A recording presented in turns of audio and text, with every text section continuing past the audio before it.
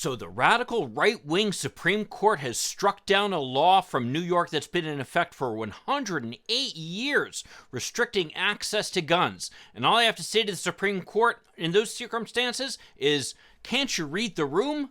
Let's talk about it in today's video.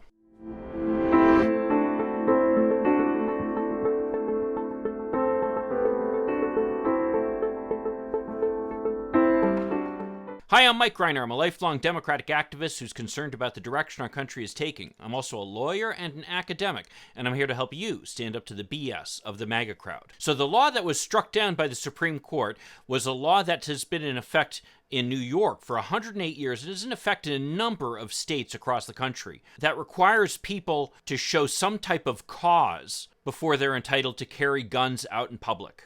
This has been a major stumbling block, limiting people's access to guns, and the Supreme Court striking it down has been a key win for the NRA and its allies. Now, I'm not going to debate the issue of what gun restrictions are legal and what aren't, but I do think it's worth noting the context in which this decision has been handed down. This decision is coming on the heels of a terrible shooting in Uvalde, Texas, on top of a historic number of mass shootings, creating such outrage across the country that the Senate actually appears poised to pass the first gun control legislation in decades. Now, I'm not going to claim that this gun control legislation that's being passed is a panacea. In fact, it does not include a number of things that I would like to see. One of the most basic common sense ones being raising the age requirement to buy assault weapons to 21, something that's already required for handguns, if you can believe it.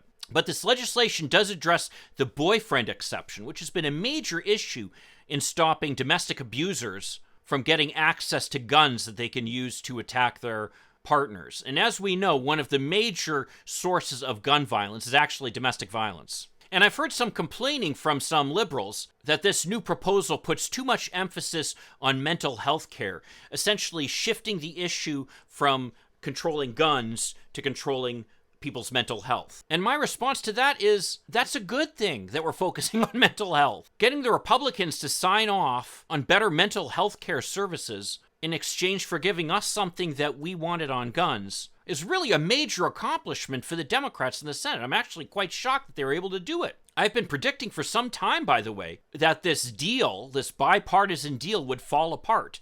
And it was brought home even more to me when John Cornyn, one of the lead negotiators of this deal in the Senate, was booed at the Republican State Convention in Texas. I thought this was just a sign of things to come with the Republicans folding under the pressure. But they didn't, quite amazingly. And it appears that this legislation, barring some catastrophe, is poised to pass. Now, it's worth noting, by the way, that this recent procedural vote, which allowed the legislation to go forward, was still opposed by a majority of Republicans. Less than a third of the Republican members in the caucus voted for it, while all the Democrats voted for it. And this just again speaks to the difference between the two parties. Yes, I think this deal is better than a lot of liberals are claiming it is, and I'm glad to see anything pass the Senate, frankly. But it shows that if people are serious about reducing gun violence, the best way to do it is to vote Democratic. But the bigger message this sends is just how popular some type of gun control measures are. The fact that 15 Republicans, nearly a third of their caucus, was willing to vote in favor of it, really says something about the changing landscape